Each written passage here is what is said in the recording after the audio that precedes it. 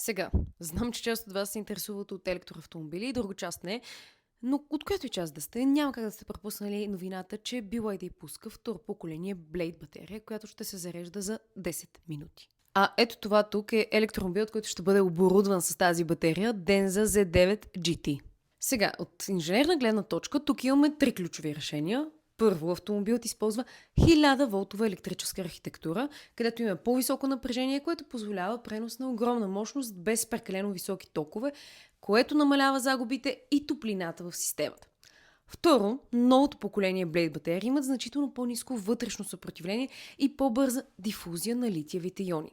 На български език това означава, че батерията може да приема много по-висока мощност за доста по-кратко време.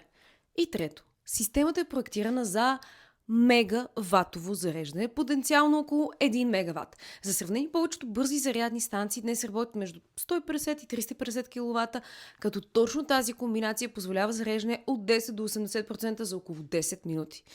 Но тук идва и другият важен въпрос с инфраструктурата. Разбира се, мрежи като на Елдрай вече изграждат високомощни зарядни станции в Европа, включително в България, които са в основата за следващото поколение електроавтомобили.